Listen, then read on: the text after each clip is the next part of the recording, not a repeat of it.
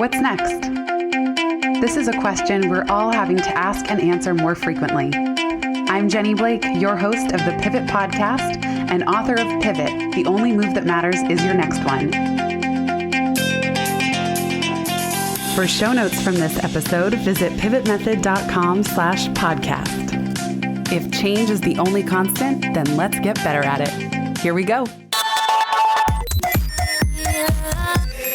Hi, everyone. I am thrilled to have Jon Jantsch returning to the podcast. Jon he may not even know how much of a friend-tor/mentor he is to me, even from afar. He's also a marketing consultant, speaker, and author of Duct Tape Marketing, The Referral Engine, Duct Tape Selling, The Commitment Engine, SEO for Growth, and his newest book, which is the topic of this conversation, The Self-Reliant Entrepreneur, 366 Daily Meditations to Feed Your Soul and Grow Your Business. Jon, welcome back to the show. Well, thanks for that lovely introduction, Jenny. It's great to be back. The Referral Engine, I say this on our previous podcast, which is episode 70, in case any of you want to check it out, pivotmethod.com/70. It was on the Referral Engine, which is one of the books that changed my life, changed my business. It just gave me permission to do marketing in a word of mouth sort of way, and yet still systematize it. But alas, today we were talking about the new book, which is so beautiful because it's the culmination of your 3 decades of business experience. And I can tell that you're weaving in a whole sense of reverence and nature and spirituality directly front and center into this book, whereas it may have been more in the background for previous ones. Yeah, so I'm not as sneaky as I thought I was, huh? I love it. No, you're right. It's definitely front and center. I mean, it's probably, as you said, I've been doing this 30 years. There's probably a lot of just kind of my reflection on everything I've done, not only in my own business, but I've worked with tens of thousands of small business owners now, and just felt like I was expressing kind of how I see a lot of those folks, feeling about the world. That's what I love, that there's these 366 daily lessons, but it's so clear as I was reading through them that every single one has those decades of experience and thousands of businesses that you've influenced, if not hundreds of thousands at this point. So it's really cool because, yes, you're getting a daily nugget from the transcendentalists of our time. That's really the wisdom of the 19th century, is the focus of where the quotes come from. But then I just love how you weave in, specifically for the entrepreneur's journey, your take and your daily question for reflection. So it's just it's so cool to have your depth of experience combined with transcendentalist wisdom and some romanticism as well. And then using that, as you say, to challenge today's entrepreneur to remain fiercely self-reliant while chasing their own version of success. Yeah, it's probably more of a workbook than a book. It's like that you're not going to read this book, cover to cover. It is, as you alluded to, it is a daily, you pick up, it's October 23rd, and tomorrow's October 24th, and you do that reading. So it's kind of meant to be something that works into what I would call more of a practice than a book that you're just going to sit on the corner of your desk and say, yeah, that one's next up for me to get to. It's my hope that a lot of people do. And I know a lot of entrepreneurs are doing kind of morning ritual kind of things that get them going, get them kind of charged up for the day. And this fits probably pretty lovely into that. It takes about 2 minutes to read one of the pages, and then hopefully reflect a little bit on the question that I leave you with. I was telling you before we hit record, one of the courses I took when I was at Union Theological Seminary, where I'm currently on leave while working on my business.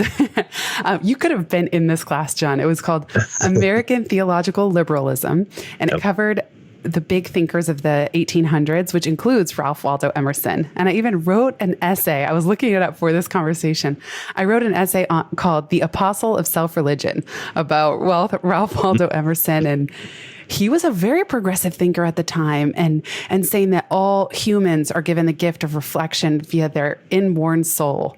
And just that notion was heretical in some circles, that each individual has access to the divine. Well, and that even though we were all unique, we're all connected, which is, of course, a very, Eastern ancient tradition that I think the Transcendentalists were some of the first to bring to America. And you're right. That was a countercultural movement that at the time they turned a lot of heads saying, no, you don't have to listen to the preacher or the teacher or your parents or, politicians. You need to carve out and understand what your own unique path is.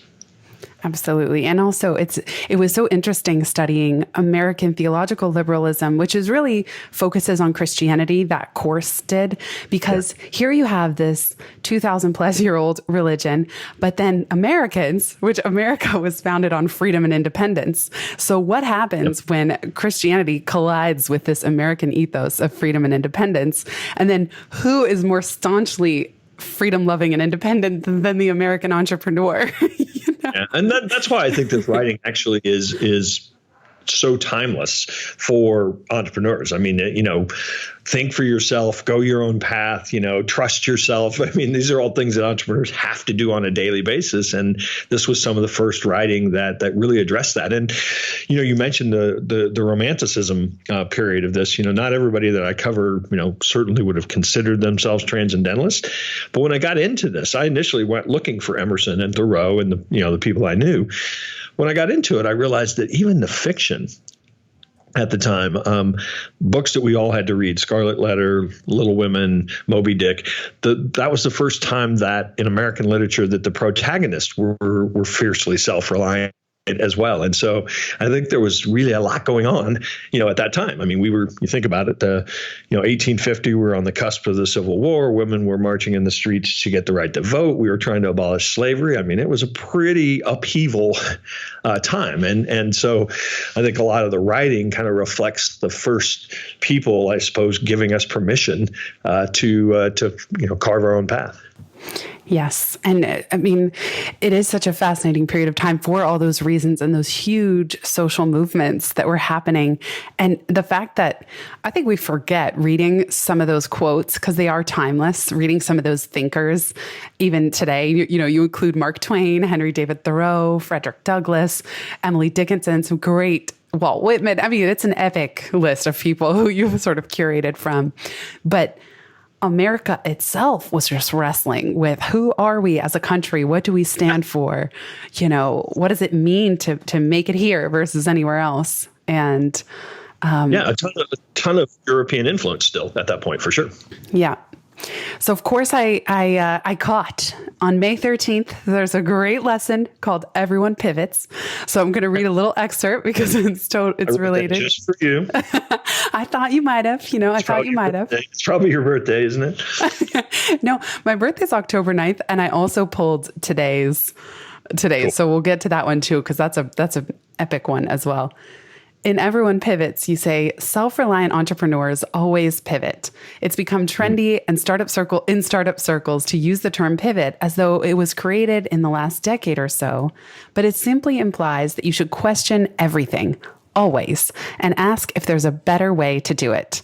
Try, measure, learn is a universal truth in business, and your willingness to change your mind is what keeps you both committed to your dream and self-reliant. And then you say in parentheses, don't forget the measure part, or you'll feel the urge to pivot because you're bored. So good. Talk to me about how you have navigated change throughout your, I would say, isn't it 30 plus years in business? Well, at this point? Certainly coming up on 30, yeah. Okay. Yeah. How you navigate change. And I'm also curious about the intersection of faith or spirituality and running your business for you personally.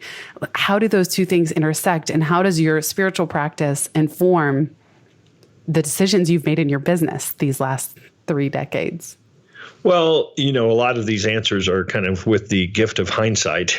I don't know that, that I necessarily went on a path that I said, oh, this is what I'm going to do and this is how I'm going to do it. I think you get to where you get, by experiencing a lot of things, by trying a lot of things, by being open to change. That was really the whole point of that pivot thing, is that I think, there is a balance. I mean, there are a lot of people that, as I said, just get bored and they think, oh, I want to go do something different, which actually can be okay too, because if you're bored, you're probably not doing your best work.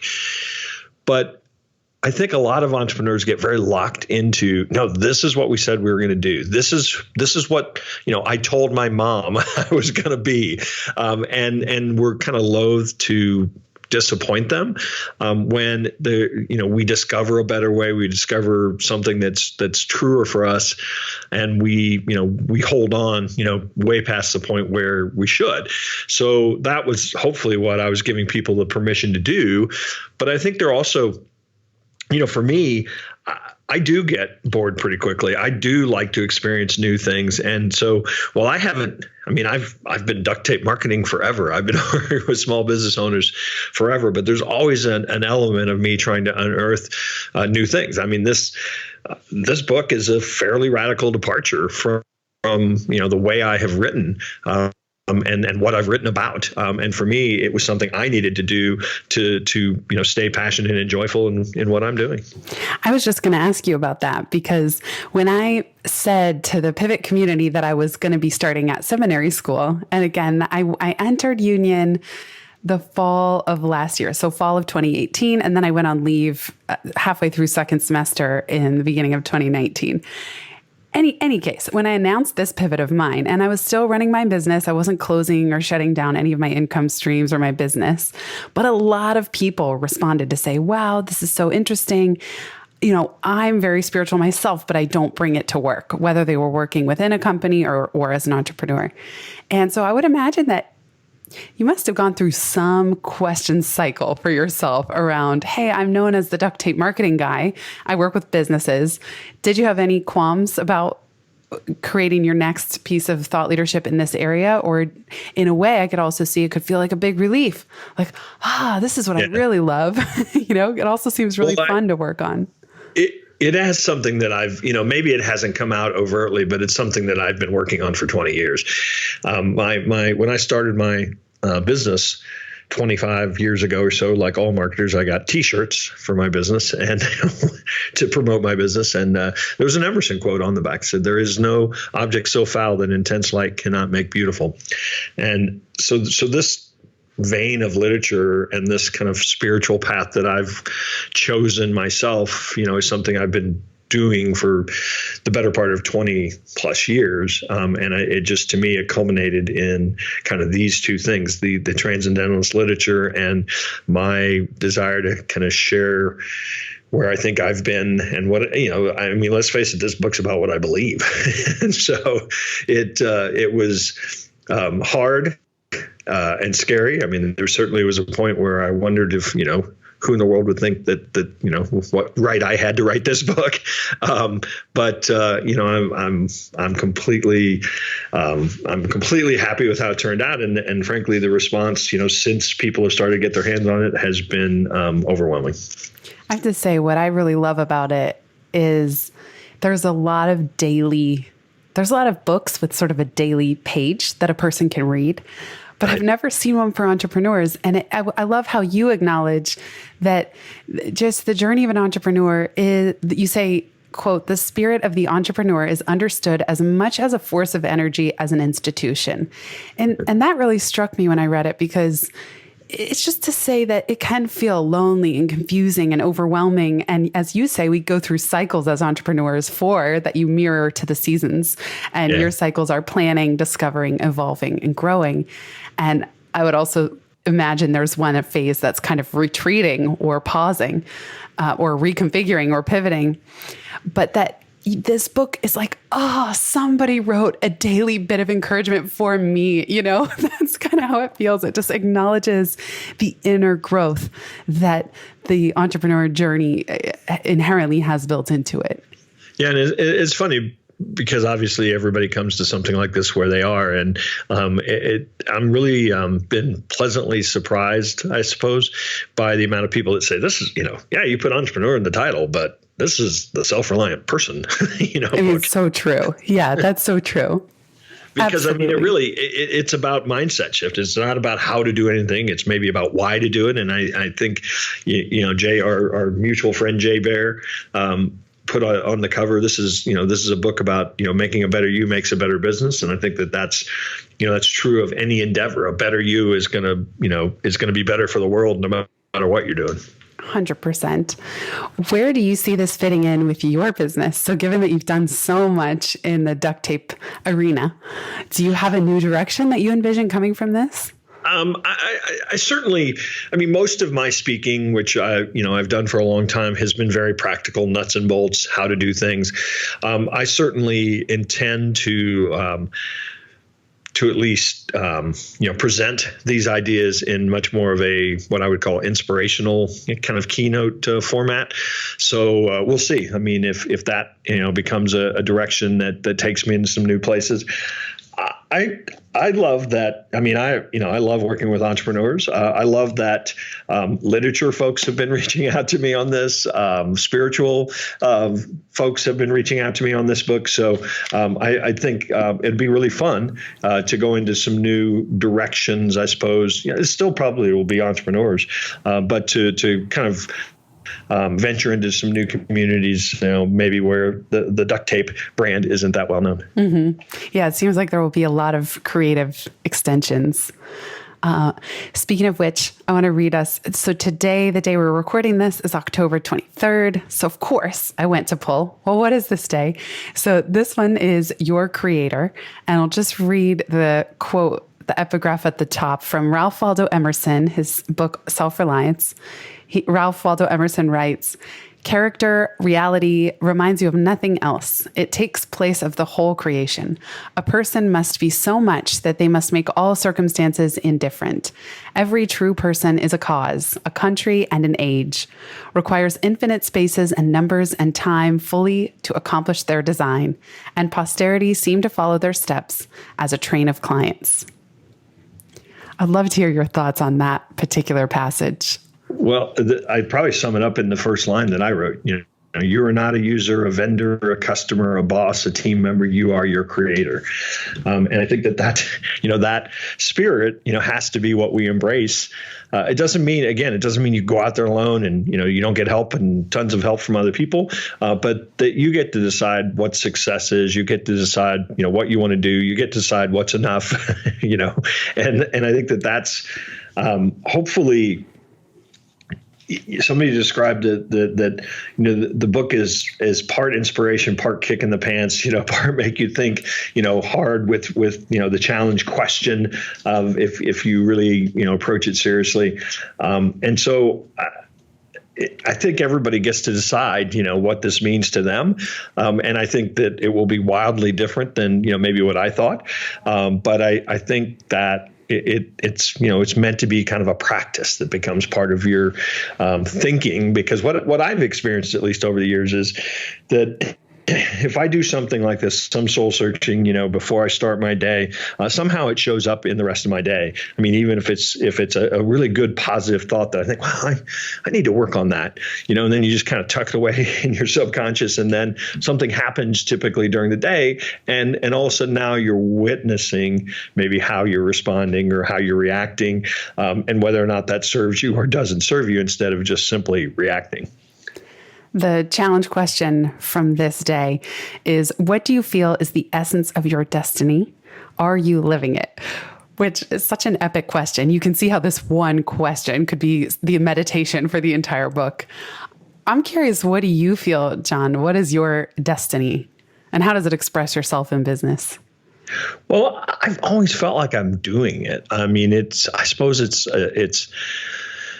morphed greatly, but I feel like the impact that I have is, helping small business owners get their lives back, helping them, survive one day at a time. I mean, that's what I've been doing for 30 years. And in a lot of ways, this book is a more creative approach to that, I suppose, but it's still meant to serve those people that want to do their own thing, that are doing their own thing, that are experiencing, the joy and freedom, but also getting their life sucked out of them at times. It's my goal to have us all go, what, this is an awesome thing we get to do. Let's be joyful in that, rather than experiencing pain in this thing that's supposed to be so freeing. I love the way you put that, of helping small business owners get their life back. And it feels like you do have such practical, powerful work with duct tape everything. I'm just going to say. And yet this is such a great complement to go with it, which is the inner game and these practices of meditation and journaling. Another concept that you said every entrepreneur should embrace is blendingly, as it perfectly defines the contradiction inherent as you struggle for progress. Can you share with listeners what you mean by the word blendingly and why that's such an important skill? Well, I stole that, I think, from Melville, wasn't it? I'm not on that page, but I think it's from either. Herman Melville writing. And I just, that word hit me. I remember reading it thinking, that is the perfect word. I mean, it has everything in it. It's got, first off, it's a made up word, but also, really, at least I think it is. But it's also got so much action, doubt, fear, security. I mean, it's just like all these things are baked into it. But to me, it's always kind of been a point of view. I feel like, and I think a lot of entrepreneurs share this, I don't feel like I'm that artist who like goes, there's a blank wall, I'm going to create something really awesome. I've spent my entire life, I think, looking at this and that and going, oh, wait a minute, how can we put these things together, or how can we rearrange them, or how can we use a concept from architecture or calculus or something to bring into how to build a small business? And that I think that skill is probably the greatest opportunity for most entrepreneurial innovation. We're probably not too many of us going to create the next Google, but there's a lot of things that we can do to make our mark by looking at how we can rearrange the universe. Oh, I love it. It's so true that so much of original thinking is a blend. I mean, even this book is a blend. It's a blend of transcendentalist and romanticist thinking plus business, plus entrepreneurship. It's funny you mentioned Google, because today I was listening to their most recent earnings call for investors, which is like one of the nerdier things I have done in my business, because I thought, why on earth? I even worked at Google, and I say that those 5 years were like the best MBA I could have gotten. But Jon, I have to say, for the first 5 years of self-employment, I didn't focus on business units. It was just me. Like, I didn't divide it into marketing, product development, engineering. And so today, randomly, I got the inspiration, actually, while knowing we had our conversation, to go listen to their earnings call and think, like, what can I learn from Google? And I thought, I wonder how many solopreneurs are picking their favorite public company and listening to their earnings call. And it just occurred to me that, well, why couldn't we do that? That seems like actually a pretty good idea. Not everyone has to listen to Google. Just pick someone, a public company that you appreciate their products and how they do business, and go listen to that and just see what could we apply to our own business. So in a way, that's a blending exercise. But absolutely, it's also just, it kind of occurred to me, I'm like, I'm so grateful for your work, because you do help with that structure to small business, where small business owners are wearing so many different hats. Yeah, no question. I know that was like also kind of a tangent. I just had to tell you that when you mentioned blendingly. I think it's brilliant. Yeah. I have a book by Christopher Alexander. I'm turning around now, so it's on the shelf, but it's called A Pattern Language. And he is an architect, and he talks about actually the book that I really love. He's got like 3 or 4, but it's called The Timeless Way of Building. And it just talks about how communities are formed and what works and doesn't work when you're trying to build, a community. He did a lot of designs for like universities and things like that. And I just, first off, he's a brilliant writer. I mean, it's beautifully written. You'd think, well, he's writing about architecture, but I get so much from that book that I have, over the years applied to the same idea of business community, because it really is all about, the human interaction. And I love that. My parents are both, my dad's an architect, mom's a landscape architect. So I wonder if that book is on their radar. But it is so fascinating. It's 70s or so. So, I mean, it's not a new book at all. Yeah. Just the idea of patterns and pattern recognition. And I think that's another skill of the entrepreneur. I don't know if this relates to any of the daily essays, but pattern recognition. And I think it's so interesting. So I'm almost 10 years into doing this full time, which that's almost crazy to say, but it's like there does become a certain select pattern recognition that happens within one's field. It's almost like I've probably ignored many patterns that I could have paid attention to, but I have my slice of pattern recognition. And I almost feel like, don't you feel like on some level, pattern recognition is unique to each person? And it goes back to that Emerson quote about your unique soul or destiny or expression. It's almost like we are each pattern recognition machines set up with a certain bank of curiosities that we're following. Yeah, and I wonder how many people, turn those off and clog them up and do all those kinds of things too, because obviously it requires a fair amount of openness. I think to not only have what you call pattern recognition, but as you also pointed out, the curiosity to want to go say, well, why does that do that? And why does that excite people? Why does that work? Why does that not work? I feel like that's to the point where I drive people crazy sometimes. I feel like that's almost all I do all day. Is pattern recognition?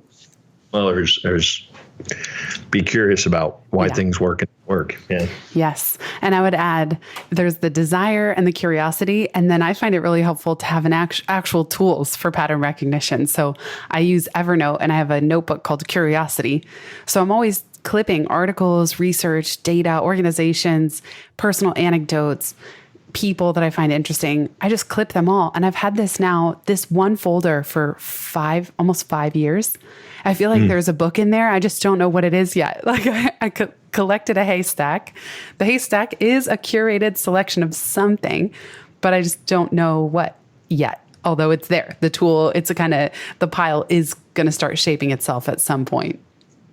Well, I tell you, the one for me that I get the most out of is nature.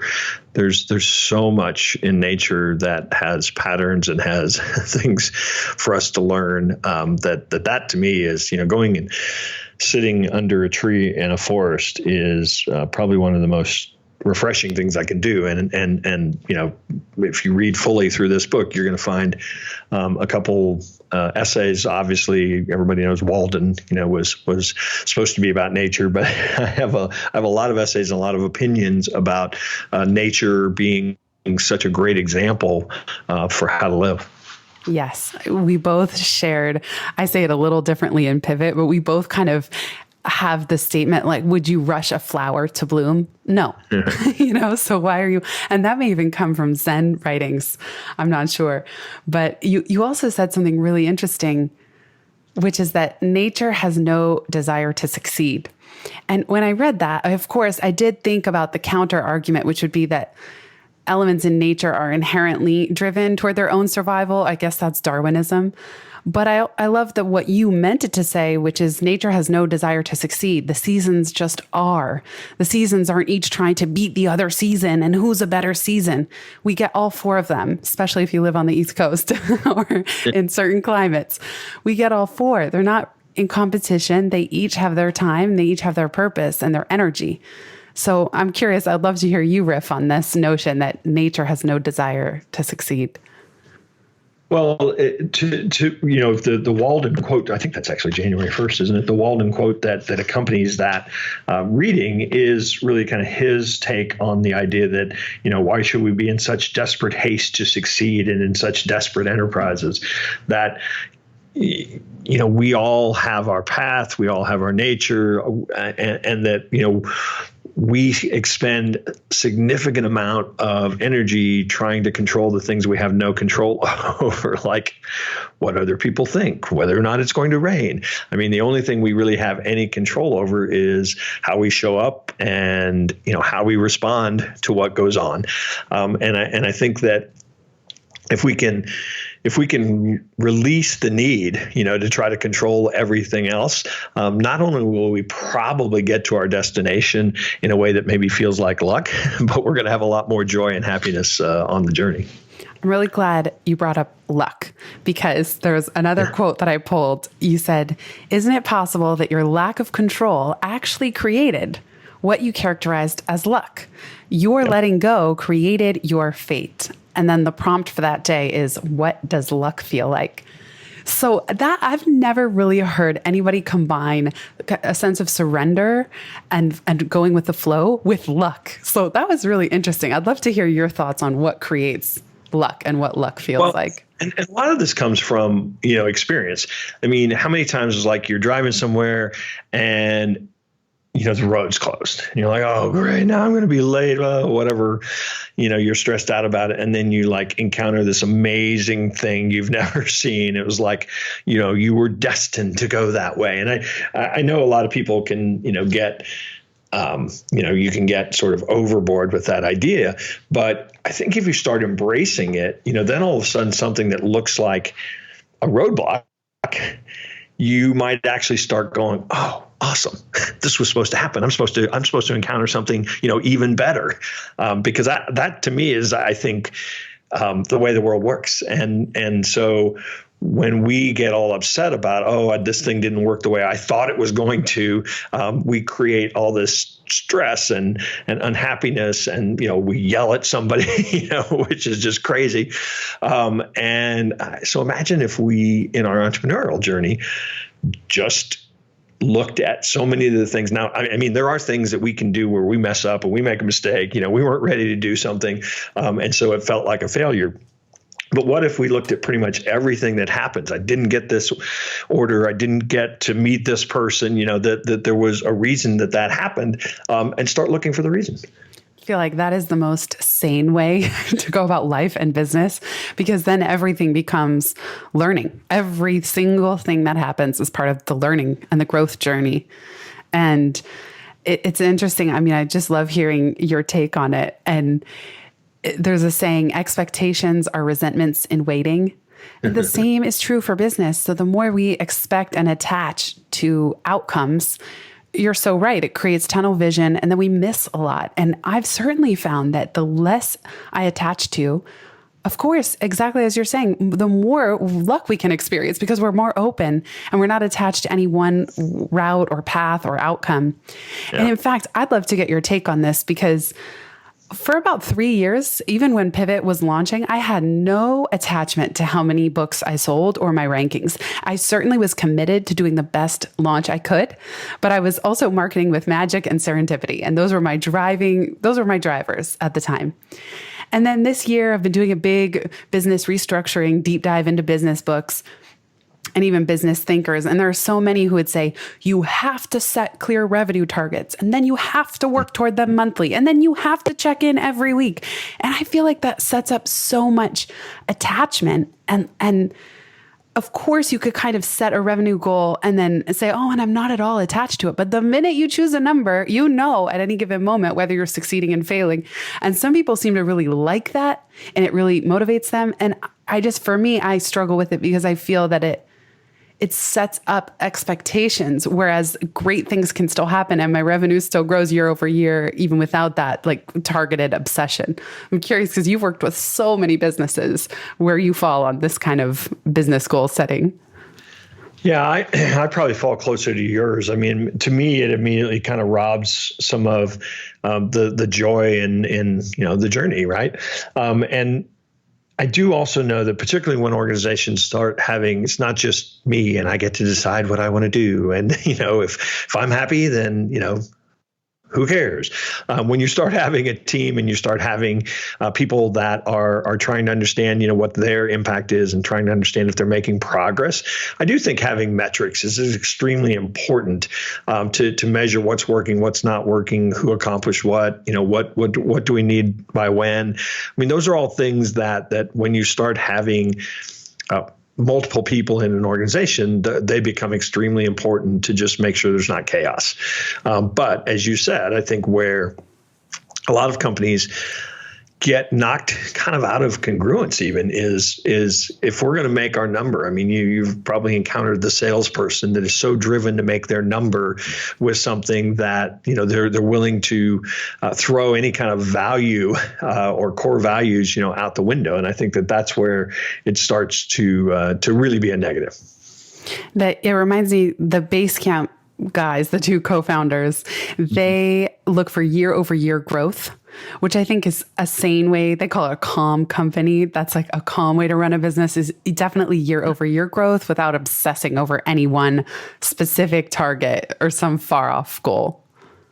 Yeah. And I think it's kind of fun to come up with metrics that are actually more a marker of, you're living your brand purpose.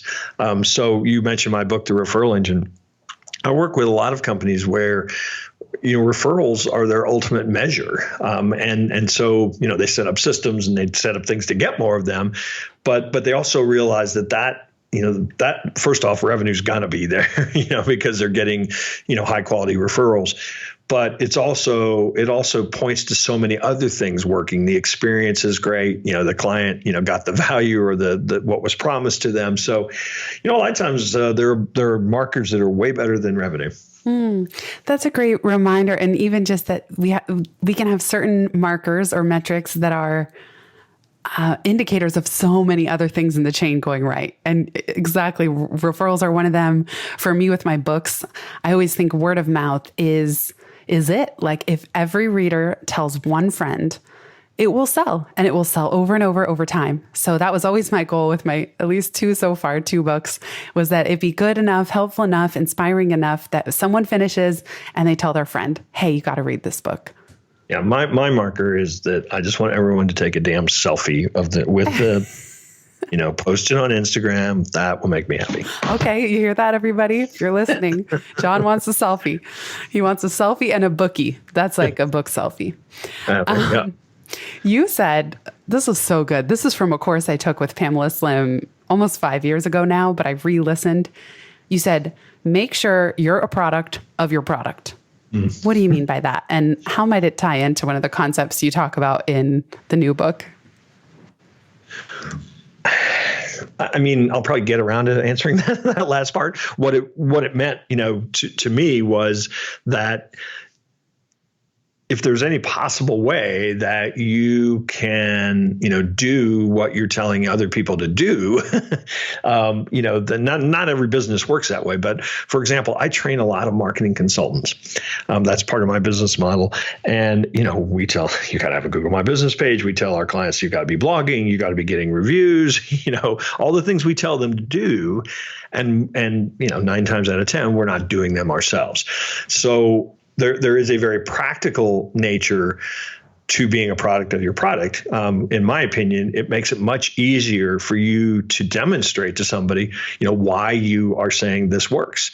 If in my business, if you came to Kansas City, Missouri and Googled marketing consultant and I didn't show up number one, shame on me.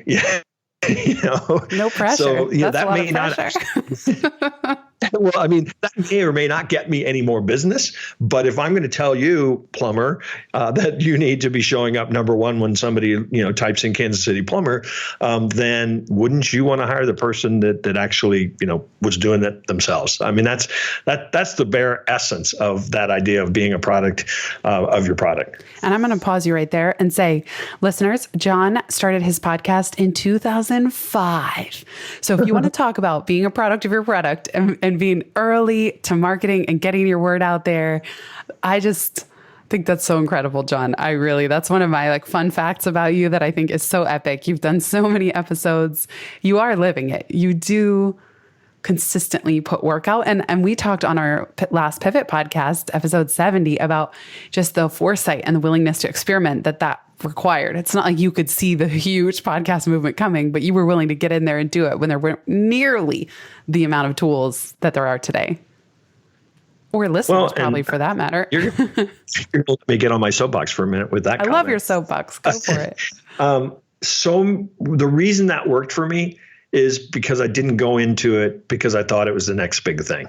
I looked at it and said, this is going to give me an opportunity to talk to wonderful people that had I sent them an email and said, hey, Seth, you got about 20 minutes for me? I got to ask you some questions. Seth Godin, I'm talking about. Of course. What other Seth would there be? Yeah. Other Seths. I probably wouldn't even gotten a reply. But when I started saying, I would like to interview you so I could promote your book, I was an invited guest now to have that same 20-minute conversation where I got to ask him a bunch of questions. And so I think a lot of times people look at some new thing and they think, oh, I'm either going to do what I see other people doing with it, or this is the next new thing. And what I've always done is looked at Twitter and, all the things that came along, as I was building my business, and said, how can this help me do more of what I'm already doing? And that's where I think the real disconnect is, that, a lot of people jumped on the podcast thing in the last 5 years because they thought, oh, I see XYZ person, getting all this ad money and talking about how successful they are because they have all these listeners. And so I'm going to do that. And maybe abandoning, what their air quotes, real business is in order to go chase that thing. And so everything I've done is tried to say, look, here's my core business. Does this thing help me do it better? And I think that that's such a great filter for, looking at, some of the things that you want to do, or, how you want to use your precious time. Yes. And I just love what you said in there about you didn't go into it because you thought it was the next big thing. And that's such an important distinction. There's entering a new space for the business ROI purpose of it. And then there's what you did, which is saying, how can I authentically connect? And is this aligned with my core business?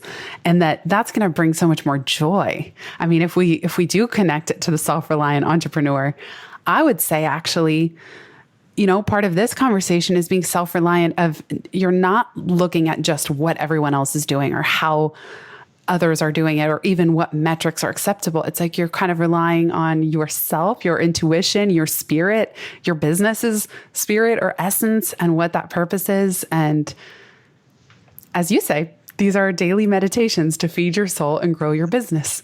So it's kind of like always retuning in to who am I, who is my business, and where are we called to go, not just where should we go. Yeah. And I think that what that also does is it helps you, it gives you staying power. I mean, I had 3 listeners maybe when I started. So, it wasn't about the listeners necessarily, or about the audience, or about advertising. I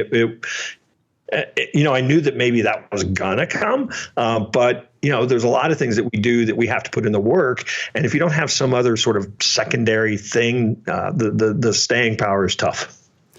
That brings to mind, because it's I think what the metrics focus does is say, oh, this isn't working. I only have 3 listeners. I should quit. So I also think someone's likely to pivot too early or shut something down, versus if you can find that inherent joy, or as you described, access. I mean, I'm very thankful too. I had questions for you, but I was just going to save them for this podcast. And I'm happy about it. I don't really worry about reaching out to you and saying, Jon, could you help me with this business thing? No, it's like, I'm really happy to chat with you every time you have a book coming out, or get you on the podcast. And it is a great way to connect with people in a way that is so beneficial to all involved, rather than that sole self-focus. So I love there's some built-in paradox to your new book. Yes, we're self-reliant, and that allows us to connect really authentically with the communities we serve and with our colleagues in whatever space that we're in. We're like trees in the forest, Jenny. Yeah, I love that. Or leaves on a tree. Every single one of us is unique. We don't. We protect each other from the wind by being together. Our canopies don't get into each other's canopies, but if you look at our roots, they are connected, and we're feeding each other and helping each other, through that. So, how's that for a really sappy metaphor? Well, sappy is a good tree pun as well. There's a book, I haven't read it, called The Hidden Language of Trees, but I own it. It's amazing. Have you read it? I have. Oh my gosh. I loved it so much. There's an illustrated version that is, the photography is amazing. Wow. It is such a great, it so aligns with how I think about, our place in nature. Yes. The trees don't need us, by the way. No, of course not. Right. Of course not. We're like interfering with the trees. We should both, because I know you have a podcast too. We got to get that author. Yeah. I'd love to talk to him about the hidden language of trees. I think it's. Is it a woman? I think he's like Scandinavian or something. Okay. Yeah. Wow. Fascinating.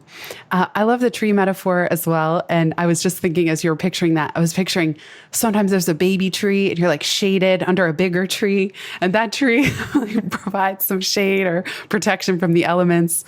So this forest metaphor can go far.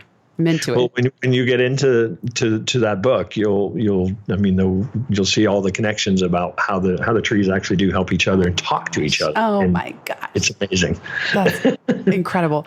It's funny. I brought that up in a class at Union. I said, trees talk to each other. And it was kind of sometimes a crazy environment. Like someone was like, duh, we all know that. We all know that trees talk to each other. And I said, actually, we don't. Because if you look at what's happening in the world, like we here at Union in New York City might have the sense that trees talk to each other, but certainly the rest of the world, not everybody seems to be protecting our precious trees. I know. So now I'm off my soapbox. Jon, it's always a joy to connect with you. Thank you so much for being here. Can you please let listeners know where they can find you and keep in touch and get your book?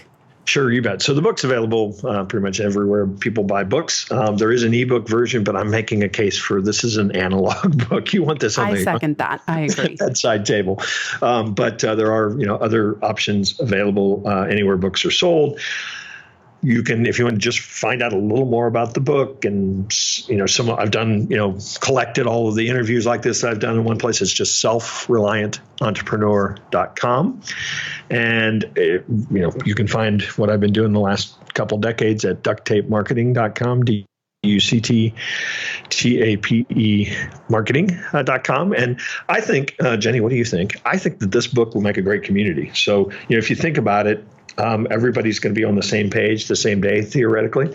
So I think there's a real opportunity for people to maybe be able to go deeper into some of these, not only the writings, but how they're wrestling with the questions. So I do plan to start a community called Daily Self-Reliance. Oh, I love that.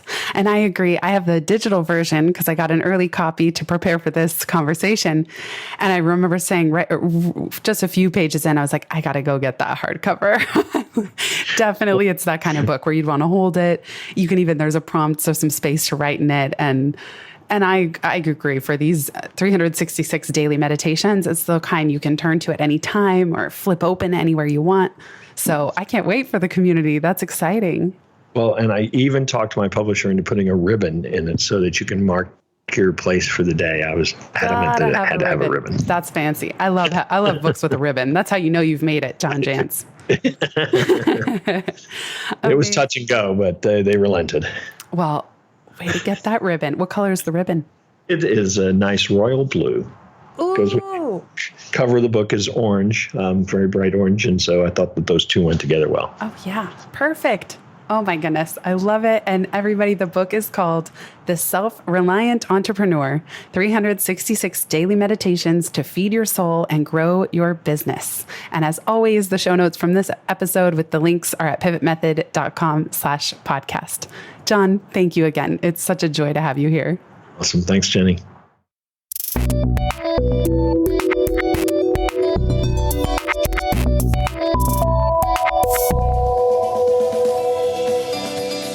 Thanks so much for listening to this episode of the Pivot Podcast. Make sure you don't miss an episode or my insider tips and templates by signing up for Pivot List, a curated twice monthly newsletter where I share the inside scoop on what I'm reading, watching, listening to, and the latest tools I'm geeking out on.